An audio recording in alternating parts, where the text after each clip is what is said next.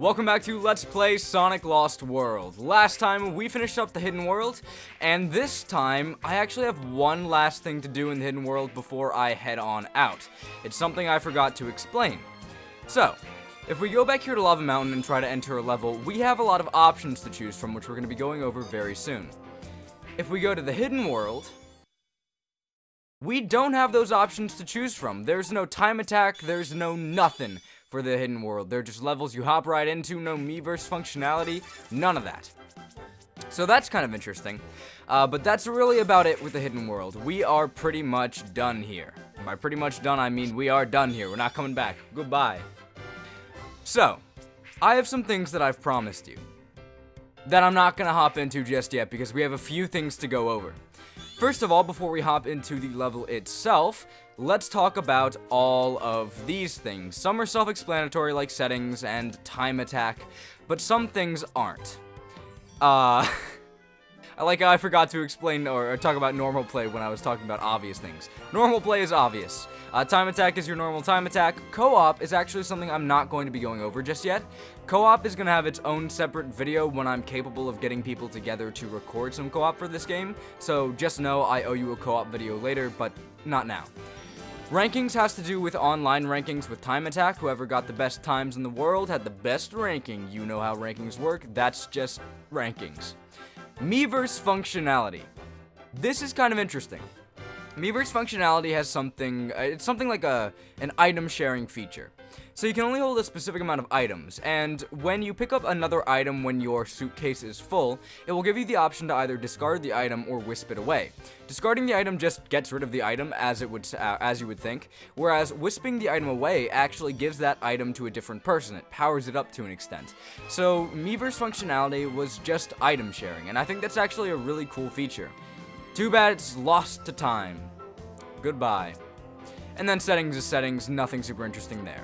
Let's hop right in to show off a few different things. So, there's a few things I didn't explain about Sonic's moveset because I didn't actually know they were part of Sonic's moveset until recently. So right here, if you do a spin dash and you don't hold it down, the spin dash runs out. We already know what holding down the spin dash does. I've been doing that throughout this entire playthrough, but there's a third spin dash option. As soon as your spin dash starts running out, hold down the spin dash button again, and you'll go into a weird ball state. This ball state is pointless because it doesn't give you invincibility, it doesn't give you more speed than any of the other ball states. It's just there for the sake of being there, I guess, and that's really, really odd. Okay, so something that I didn't know about until I was actually messing around in these levels, and it wasn't actually shown in my research at all. I don't know, it's really weird. So, in a 3D level, like this.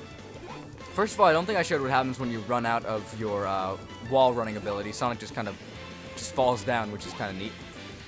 But, in a 3D level, if you press the crouch button while you are running up a wall, let me try to get this head on, he'll just do a real quick bounce.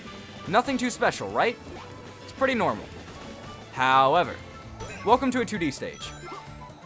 In 2D stages, and I believe 2D stages only, while running up walls, you can press the crouch button and Sonic will grab onto the wall and slowly fall. Instead of his normal just flopping onto the side of the wall and falling down pretty quickly, his descent will lessen in speed, and you can still jump during that animation. So that can be kind of useful in certain situations. But why is it only in 2D levels? And why is this something that wasn't explained by the game? I don't know. It's really weird. I don't particularly understand why. Just why. So those are some moves that we hadn't seen before. Now that that's over with... Oh yeah, also by the way, when you get all the red rings in the level, it'll show it in the overworld itself, so you don't actually have to worry about that. You don't have to worry about being like, do I have all the red rings here? You could probably already tell that based upon the red ring thing up here. There's a little unique visual for it, which is kind of nice. And yes, I went back and was playing some of these levels off screen and was able to get all the red rings in them. Getting all the red rings in this first world isn't too difficult. Speaking of red rings, once you get all of the red rings in an area, you will get a Chaos Emerald corresponding to that area. Each and every single world has one Chaos Emerald in it. So if you collect all the red rings, you will unlock Super Sonic, who I'm showing off gameplay of right now, courtesy of Sonic Hugs. He's just Super Sonic, nothing too special about him. The one thing that is kind of an interesting oversight is kind of like the classic Sonic games, his quills don't actually face upward when he's doing parkour. It's a weird but fun oversight. So before we hop into these levels, because I know I'm holding you back from them, I do have two things I want to talk about. One of which is the gamepad functions of this game. You can play the entire game on your Wii U gamepad. Every single game on this console during this era had this feature, so it's not really that big of a surprise, or most of them rather. Some games didn't, Splatoon didn't, etc., but that it makes sense why it wouldn't work in that case. Anyhow, you can also jump between areas on the world map by spinning around this little version of the Lost Hex, tapping on something and then pressing A to jump to specific zones. It's pretty dang fun, pretty cute. It seems to be a little finicky. I don't know if that's just me, but that's just how my experiences with it have been. So there's also the in-level gamepad functionality, which just shows you rings, red rings, lives, things of the sort, things that'll show up on your screen when you just stop for a minute to take a breather. The only thing that doesn't actually show up on your screen when you stop to take a breather is the little line that shows you how close you are to the end of the level, which is interesting. It's very, very useless, but it's there, and I guess that's cool. I found only maybe one time where I would possibly have gained anything from looking down to the gamepad and seeing that feature was there during this entire playthrough, so hey, I guess that means it has some value, right? Anyhow, the last thing I wanted to mention before we hop into these levels is that there's actually a DLC level which I don't have, because it was a pre-order bonus. It was a Nights into Dream level. If you don't know what Nights into Dreams is, that's actually another franchise owned by Sega that is closely related to Sonic in a lot of different ways. Sonic has showed up in Nights into Dream and vice versa quite a lot, actually. In Sonic Adventure, I believe there's more that I'm forgetting, but Sonic Adventure, definitely. They have like a little pinball board for it, which is kind of neat. And they had like a little level here, which was a cute little boss rush, and that's it. It's just a reskinned boss rush. I don't feel too bad not being able to show it off, simply because it is just a reskinned boss rush.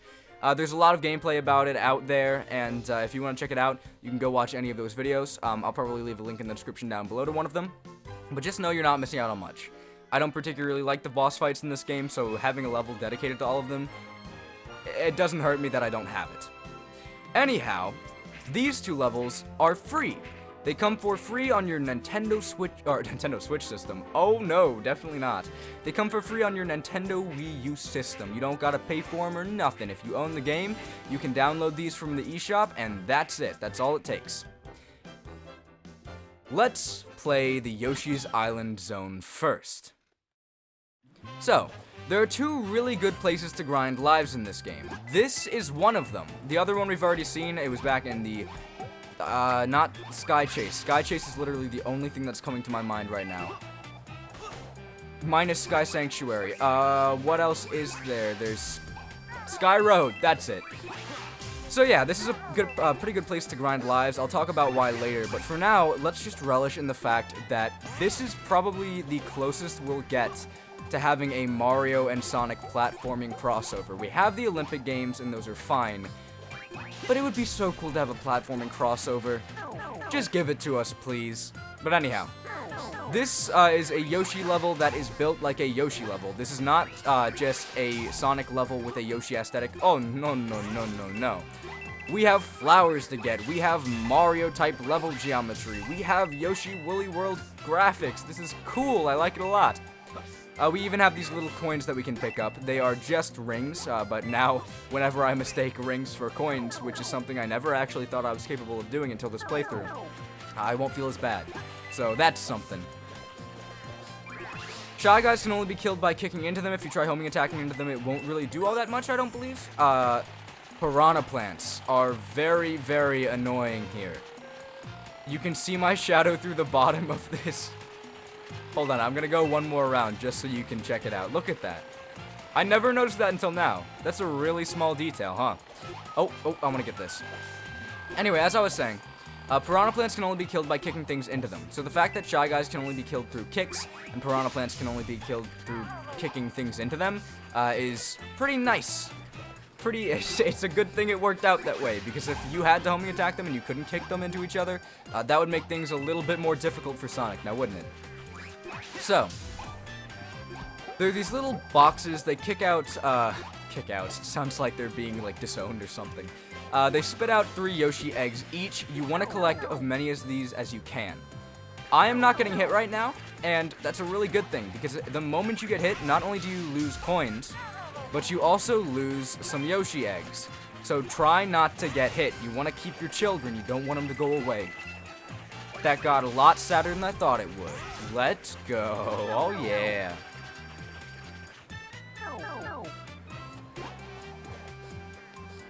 I really like the visual style of this area. I'm pretty sure up here there's nothing, but I want to check anyway. Oh, okay. Well, it's something, but not by much. Oh no!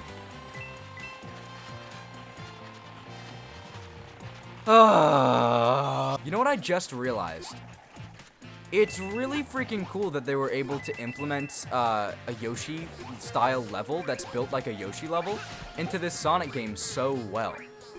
And I'm not just talking about level design, because this version of Sonic works better in Mario level design than anything else, any other Sonic before him, really. But I'm more talking about the fact that there are flowers. There's a pseudo health system like they have in Yoshi's Island, where you get all of you maintain your health, you don't take any damage, and you get a point, a scoring based upon that. It's kind of like that, except with Yoshi eggs, and there's the flowers, obviously. No red coins, which I actually don't mind. But it's neat how they were able to implement 2 of 3 things like that. Just a cool deal, cool little touch. I like it a lot. These DLC levels are actually very much loved. They are probably the most well looked upon levels in this entire game. One of which I've already talked about, because it's like the Mario Sonic crossover we never thought we would get, and we always wanted. And the other one for another reason, which I'll explain soon. Can you see why it's so good to not get hit? Yeah, each and every single Yoshi egg at the very end of the level will give you a life. It's great.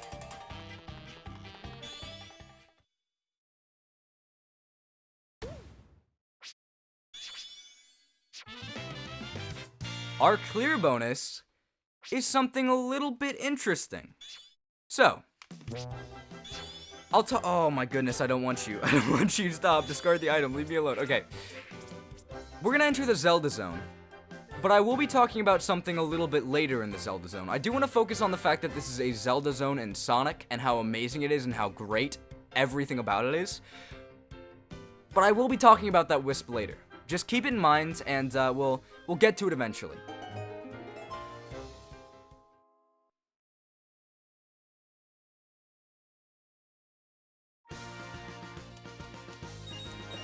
This is a lot of fun. So this is an area unlike any other area we've seen in Sonic Lost World so far. Not only because we're in the great fields of Hyrule, running around collecting rupees as a Sonic who's dressed up as Link. No, not only for that reason, but it's so wide and open, and there's Link. Ooh, what a beauty! What a cute little boy! That's a Skyward Art. Whoa, I was right. Why was I guessing myself? No, that's the Skyward Sword model. At this point, Breath of the Wild wasn't really a finalized thing, so that's the first real HD Link, I think, that was ever shown off. I think I'm right on that, actually. That's a little bit funny. We have some Sheikah Stones, really nice. There's a lot of S's that I'm stuttering on right now, and I don't know why. We have Deku's, which is pretty great. Deku Scrubs, rather. I don't know. Deku's made it sound too much like My Hero. Don't ask. Anyhow, you can see that all of the rupees we're gathering are turning into animals. That's really, really beneficial. I talked about it earlier in this playthrough, but there's a really great place to grind animals. And that place is here. This is the best place to get them, because there's a lot of rupees and there's a lot of animals to be had from them. In good old Zelda fashion, we get heart containers in locked chests. I love this level. It's so great. There's so much fun to be had here as a fan of both Sonic and Zelda. There are these Cuccos here, which we can hit, and oh, look, they're attacking us. They couldn't omit this detail. They really couldn't have. It would be a lesser level if they did. It truly would. Luckily, they're not super persistent, though. They don't chase us for too long. I'm really sad that they didn't make the Sheikah Slates, or Sheikah Stones, rather, say anything. It's a really big missed opportunity. There's also no camera control. There's no camera control in the base game to begin with. They wouldn't add it for this specific level. But it makes things a little bit awkward. However, this brings something up. A lot of people wish this level was more indicative of what Sonic Lost World's level design was like. Not just all open fields or anything, but more of a mixture of this linear type of level design which we're seeing right now after we get into the second half of this level, as well as more open areas, kind of like in Sonic Adventure. It really sucks that Sonic works so well in an open environment, yet a lot of the environments in Sonic Lost World are so linear. Anyway, that's the main reason people really like this. It's a cute Zelda level, and it also shows what this game truly could have been if it went for a bit of a different style. Let's talk about Wisps. This is Bomb Wisp. He blows up after you move around for a little while. This guy's a little bit unwieldy. He's not too bad, though, and you can only see him through playing the DLC levels. Otherwise, you're not going to get him unless you... I think you can get him through some missions, but not many. And if not, then he's just relegated to the DLC stuff. There's also a few other Wisps that we have not seen, be it because they are not in this game, or... Actually, no, that's about it. They're just not in this version of the game. So there is Burst Wisp, which is from Sonic Colors DS. They actually implemented that into the 3DS version, which I kind of like. There's this weird continuity between all of the, I almost said mobile. Definitely not mobile, but more handheld Sonic games. So, you know, Sonic Lost World 3DS has some Wisps from Sonic Colors DS. It's a neat little thing. I like it a lot. There's also Lightning Wisp, which is a new Wisp for Sonic Lost World for the 3DS. He kind of sucks, and there's also Quake Wisp for Sonic Lost World for the 3DS.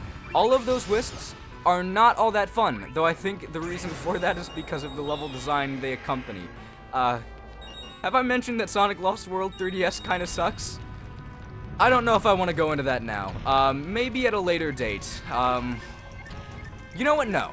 I think I will go into it. I think I will go into it at the very end of this episode, because that game is bad enough for me to want to talk about it, and for me to want to steer people away from it. It is not good. It is widely considered to be one of the worst Sonic dimps level, whoa, speak, man. It's one of the worst, widely considered to be one of the worst Sonic dimps games ever created. And dimps has a pretty negative connotation to it for a lot of Sonic fans. I personally don't mind a lot of the stuff they produce, but some people vehemently hate them. So, you know that something went wrong when everybody hates it. Anyhow, the rest of this level is just kinda nice. Just Stalfos, you're running in this big line with Gorons rolling around. It's just cute. It's really, really cute. And can we talk about the music?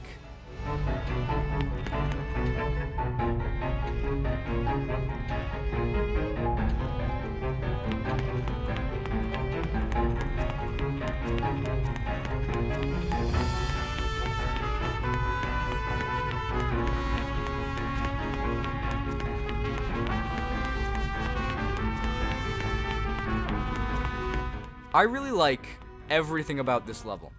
It's a lot of fun. I wish it was more open throughout the entire thing and they didn't just kind of go for the cylindrical level design eventually. But I do not mind. In general, this level is just a treat. And it's also a really, really good place to grind animals. 1,400. I had 1,200 before entering the level. They're replacing the one I got rid of, thanks. Okay, so now that we've finished off the Zelda level, there's only one more thing I want to talk about before we head off into the second portion of this video. Have you noticed how the Zelda level is gone, and as soon as I finished the Yoshi's Island level disappeared as well, and now it's back? Well, for some weird arbitrary reason, this game decides to make the DLC levels disappear after your first use, and you have to reopen them up through something. I don't know, I've looked into it, and I cannot find out for the life of me what causes them to come back. I don't know if it's a specific animal count, I don't know. But they disappear and reappear at will. They usually reappear pretty quickly, so it's not a big deal, but why do it in the first place? It just doesn't make any sense to me. I don't know, maybe that's just me. Maybe it's a nice thing to every once in a while see these levels pop back up and then go back to them. I really don't know. I don't know if that's just me that is kind of annoyed by that. I assume it's not, but hey. Anyhow, that is pretty much everything that's within the main game itself. The rest of this video will be time trial gameplay alongside me talking about trivia and talking trash about Sonic Lost World 3DS apparently, because I do think it's worth mentioning why I don't like that game. And I'm never going to do a Let's Play of that game on its own, so I should probably mention it here while I have the chance. Before we get into the actual Sonic Lost World 3DS talk, I do want to say that all of this footage was recorded by a content creator named Melon. I hope that's how you pronounce your name. If not, I apologize. I'm bad at pronouncing things, so. He's recorded a bunch of different levels from Sonic Lost World for the 3DS on the Citra emulator, and he plays through them very, very quickly. A lot of these levels are actually a lot more painful your first time through, but this guy has got a lot of them down packed, and he gets through levels that usually take people like 20 minutes in about 4, which is incredibly impressive, really cool. There will be a link to not only his channel, but also a playlist of all of his level playthroughs in the comments, or not in the comments, in the description rather, so you can watch all of them there. It's really worth your time. It's really interesting to see these levels that cause people a lot of problems done so quickly. Downgraded Sonic games have not ever been just a visual downgrade. So Sonic Lost World on the 3DS isn't just a significant visual downgrade to Sonic Lost World on the Wii U. It's not like they kept the same level design or even tried to replicate it. It's something entirely different, and that's been the case since the very dawn of time when it comes to these downgraded versions. Sonic Unleashed, the Wii and PS2 versions, is its own entirely different game with different mechanics. There's Sonic Generations on the 3DS, which has different stages, entirely different stages than the HD version. There's Sonic Colors on the DS, which plays more like a Rush game than it does a 3D Boost formula game. They're these very different experiences, and Sonic Lost World for the 3DS is no different. For some people, this is actually a good thing. For example, Sonic moves a lot faster in this version of the game. To some people, that makes it a lot more interesting because apparently the game was boring to some because it was just too dang slow, whereas the 3DS version goes a lot faster. And that is true, it does go a lot faster.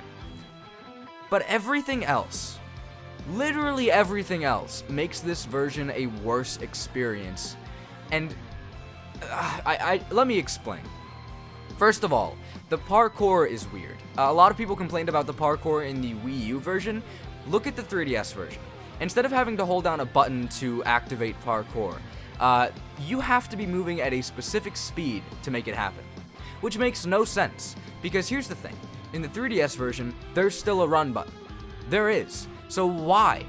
Why did they change it so significantly? And, you know, they were probably developed around the same time. So instead, let me rephrase that. Why weren't you communicating with the other team? Because the way they did parkour within the 3DS version is so odd. You have to be moving at a specific speed to make parkour activate. That means if you are standing on a platform that's slowly moving towards a wall, you walk and jump towards that wall and hold the run button, you're not going to run up the wall. You have to stay on that platform, spin dash off of it to gain the necessary speed, and then you can parkour up that wall. Activating the parkour is just odd. For the most part, it isn't a big deal, but in the case scenarios that it is, it's incredibly annoying. So that's a more minor issue. A bigger one is that the camera is too close. So there's this delicate balancing act you have to have within Sonic games. And it's an issue a lot of people have with the classic Sonic games. Sonic 1, Sonic 2, Sonic 3. The camera is too close for some people to react in time. And for the classic games, I think that's fair to an extent, but this is something that is unavoidable within the 3DS version of Lost World. The camera is so close that there are spike balls that come out of nowhere when Sonic is going really fast that you just slam into, and there is literally no time for you to react to it. The classic games have at least some amount of time that they give you to react to some things, whereas this, it just comes out of literally nowhere because Sonic's going so fast. So you get speed, but then you also have the issue of the camera, so it's a delicate balancing act that's been pushed too far in the favor of speed without fairness being brought into the equation. So you run into this issue a lot, because level design in this game is not good. At all. The level design in Sonic Lost World for the 3DS is absolutely god-awful once you get past, like, World 2. World 1 through World 2, it's manageable. It's fine. In fact, I actually really enjoy those levels. I think moving fast as Sonic in those levels is pretty fun. It's a little bit more barren, a little bit more uninteresting than the Wii U version, I feel, but it's still enjoyable in its own right. Past that point, you get to level design, which is absolutely atrocious. Not only do the levels go on for far too long, remember earlier when I said some levels take 20 minutes? There's so many levels where I've seen people on blind playthroughs time out. There's so many levels when I timed out in my playthrough of this game for the first time. As you can see in the background, once you get used to these level designs and once you learn these level designs, there's ways around it, and there's ways to make these go really fast. The person playing this is absolutely amazing at the game, but your first playthrough will not be like that. Most people's playthroughs will never be like that, because the level design is so incredibly long and arduous and annoying. And there's also a lot of BS, like I said before. You could be going so fast, and then there's just a big wall of spike balls that you need to stop and then bounce up for. Like, it's so arbitrary, and it's so annoying. And it gets worse as the game progresses. It gets worse and worse and worse and worse until it just hits a point where I'm done. That's not all, though. I've talked about how wisps aren't integrated very well in the Wii U version, and they aren't. I think that wisps are probably the weakest part of Sonic Lost World. They truly are. There is forced wisp use in Sonic Lost World for the 3DS. You need to use wisps to beat levels. In Sonic Lost World for the Wii U, 9 times out of 10, you can use parkour, or you can just platform around these things without having to use the wisps. You didn't see me use wisps all that much during my playthrough. You didn't need to use them. You could just go around them most of the time. They need to be used in the 3DS version of the game. There are lots of levels, like, I think it's, Frozen Factory Zone 2, I believe, where you have to use the Lightning Wisp, and that's one of the less egregious examples. There's also levels in Tropical Coast where you are forced to use the Drill Wisp in 3D. You are going over areas with bottomless pits while you're trying to grab Wisp capsules. And something else that's annoying about the level design in Sonic Lost World for the 3DS. This is something that's happened in previous Sonic games, and I've been a little bit more lenient on it then. But it's really annoying in this one because of Sonic's moveset. You have to do forced combat in a Sonic game. Forced combat. You have to sit down and kill a certain amount of enemies to progress, or to unlock some capsules that you need. So like some wisps are kept in capsules. Quake. There's a lot of levels where you have to beat a certain amount of enemies to unlock a wisp, like Quake Wisp, and then you can move on. And some of the level design just gets complex and confusing, and it's just not fun. It's not fun. Everything that I've talked about, the small minor inconveniences like parkour being weird in certain scenarios, and forced wisp usage, and bad level design, and cameras being too close, it all culminates into this big issue, which makes the entire game, in my opinion, not worth your time. Borderline unplayable with any joy involved, in my opinion. With that being said, I do feel a little bit bad, because the person who I'm using the gameplay of right now is doing such a fantastic job playing the game. They clearly know what they're doing, they clearly understand the levels insanely well, and they clearly find some joy in it. And that's fine. If you enjoy the 3DS version, that's fine. But I feel like looking at it from an objective lens.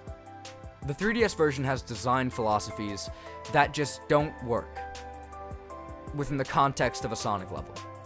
There are so many instances where your speed is inhibited, and people talk about the Wii U version being slow, but they have clearly not played past the first two worlds in the 3DS version, because level design limits your speed so greatly because you slow down and solve puzzles of all things. And if people are into that, that's fine. But these puzzles aren't really that great. They're usually more intricate than they should be, not because it's an interesting puzzle, but because they don't explain anything to you, and you have to experiment for an extended period of time in a level where you're on the clock. I don't know. It's just so many design philosophies within the 3DS version make it a worse experience. People who get good at it, people who like it and clearly get good at it, like the gameplay in the background. That's awesome, and I'm really happy for them that they found something in that game that I can't find. I just really don't like the 3DS version, and that's my take. I've given my reasons, I've given my explanations. That's all I can really do. Otherwise, we are moving on to trivia, which is a much happier topic. Again, thank you for Melon for allowing me to use this gameplay. It was very, very helpful, and it allowed me to see that, yeah, there's some pretty neat stuff you can do within Sonic Lost World for the 3DS. It's not all bad. As much as I give crap to it, it's cool in given situations, and I think it's really awesome how he's gotten so good at it. So again, there's a link to his playlist down below. Anyway, enough plugs. To the trivia. Seeing as we just finished talking about the 3DS version, let's go back to the 3DS version and talk about Hard Mode, which is a 3DS only feature. After you beat the game, you'll unlock Hard Mode. It starts off with Zone 1, and once you beat Hard Mode Zone 1, the rest start unlocking after that point. Hard Mode essentially just makes less item boxes appear. The item boxes that do appear are mainly 1-ups. There's a visual change where the sky is more purple than anything, and that's something that carries on throughout all of the levels. Most levels are now purple sky, a little bit more ominous. After you die and restart from checkpoint, you only have one ring, and rings are less abundant. They take away a lot of rings. There's also new spiked ball placements, stuff like that. It's just a general, harder version of the 3DS version. The tubular level design was not actually taken from Mario Galaxy according to the developers, even though it kind of seems like that from an outside perspective, since a lot of the systems in Sonic Lost World are very reminiscent of Mario mechanics. But no, the tubular level design was actually apparently taken from Jack and the Beanstalk more than Mario Galaxy, which, okay, I can see it. I can definitely see it. But that's just weird to see. But that's just weird because you play the game and you do not get Jack and the Beanstalk vibes at all. And they never actually do a Beanstalk type level. So I can see where it's coming from, but it's just very weirdly disconnected from the final game. But hey. When messing around with this new style of gameplay, a lot of things were birthed from the idea that they wanted to make flow easy and accessible to a lot of people. They didn't want you to slam into a wall like in a lot of the Boost Formula Sonic games and stop all of your momentum, so they implemented things like parkour. So if you run into a wall, you still continue that movement and have the ability to make up for that thing that would have been a roadblock in other Sonic games. When creating Sonic Lost World, the dev team wanted to make sure that people who were experienced with the game could have just as much flow and just as much fun and speed as somebody who was just starting out. So they made Sonic very versatile in his moveset, and made it so that people who may not be that good at Sonic could still get plenty of speed when playing the levels. There's a lot of unused objects in Sonic Lost World, but some of the more interesting things are that there are unused wisps. For example, Cube and Spike, both of which are wisps that were in Sonic colors. You can probably get an idea of how they were going to work simply because, again, they were in Sonic colors. They were things we've already seen before. But it's just kind of neat to know that there were going to be more wisps, and in the end they cut them back or replaced them with new wisps instead. Sonic Lost World was actually released in a time when Sonic Archie comics were still a thing. Now we have the IDW Sonic comics, and Archie has been thrown out the window. But back when Archie was making comics, they had a Sonic Lost World Sonic Super Special comic, where it was an exclusive story that explained Sonic Lost World. And when I say explained, I mean explained. Sonic Lost World started off with a very out there concept, that concept being the entire basis for the game, the Lost Text. That's not something that we've seen previously in Sonic games. That was something entirely new to this game that disappeared after this game. And the explanation for it can only be found in the Sonic Super Special comic. The Sonic Lost World exclusive story was actually something that probably should have been in the game in the first place. So it's just kind of interesting to note that there is a real canonical explanation for why the Lost Text exists, or at least how it exists, how it functions, yet it's not within the game itself. It's something that you have to read externally. This game actually shares a lot of similarities with the unreleased Sonic Extreme. The most obvious one being the fact that the level design is very cylindrical, like Sonic Extreme was. That's pretty freaking neat. We're not going to get any more into that. Maybe I'll get into Sonic Extreme and a lot of the more intricate details about it later, but it's just kind of interesting to know that some of these ideas that were in the scrapped Sonic Extreme have come back later in different Sonic games. Kind of cool thoughts going on in my brain right now because of that. Worst way to put it ever, but hey.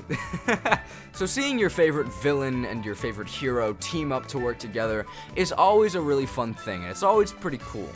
But this is actually the 6th time Sonic and Eggman have worked together. So this isn't that crazy. This isn't that new to the Sonic series, because they've done this before to take down a mutual threat in Sonic Adventure 2, Sonic Heroes, Sonic Advance 3, Sonic the Hedgehog 2006 at the very end. So yeah, Sonic 06 beat Sonic Lost World to the punch on this one, and also the game nobody remembers, Sonic Chronicles The Dark Brotherhood, and people should not remember that game. Maybe I'll talk about that one at a later date too, but let's hope that I don't. I saved this last bit of trivia for the very end, because I feel that this trivia is the most important trivia about this game that you will hear. Sonic Lost World is the 3rd game to ever show Eggman wielding a gun. SA2 and Sonic Riders were the other games that have shown this, but right up next to him, on that pedestal of games that show Eggman wielding weaponry, is Sonic Lost World. And that's just something special. So with that last bit of dumb trivia, Sonic Lost World is technically wrapped up. We still have one more bonus video to do that will go into the racing multiplayer, which is a lot of fun, as well as the RC vehicles. I'll go into those more depth and what their purpose is and how you can upgrade them and get new ones, etc. How that connects to the 3DS version, all that. But for now, it's wrapped up. Anyhow, I'd like to get the thank yous underway. Thank you so much to the Sonic Wiki on fandom.com. I believe it's just the Sonic the Hedgehog wiki. They were an invaluable source of information throughout my research process for this bonus video. They showed me a lot of things that the cutting room floor didn't, so that's pretty great. I really appreciate all the work that people put into that. One of the most important thank yous is to all the people who watched. I don't want to call out specific names, simply because, there were a lot of people who actually commented on this, be it on the first episode or throughout, and I don't want to miss anyone and feel bad about that later on. Just know that if you have ever left a comment on this series, I greatly appreciate it, and, even just the smallest comment means a lot to me. I'm definitely one of those people who really gets a boost in morale from people showing some amount of interest in a series. Not every single game is for everybody, but some people stuck through there and stuck to it and watched the series even though Sonic may not be for them. And that means a lot. And for the people who joined because they like Sonic, it means a lot that you would hear me out and listen to me ramble about Sonic Lost World, a game which people might call me crazy for my opinion on. But it was a lot of fun. It was a lot of fun. I forgot how much fun playing Sonic games on this channel was.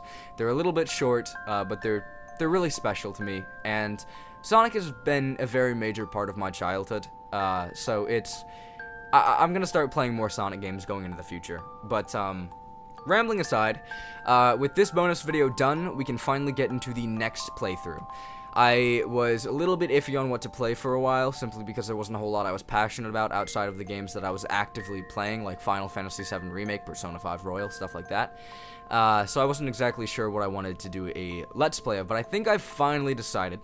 So the next time you see me, whenever that may be, I will be flying into a new Let's Play, falling with style. That's a little bit more accurate. Falling with style into a new Let's Play. And, I can't wait to see you then.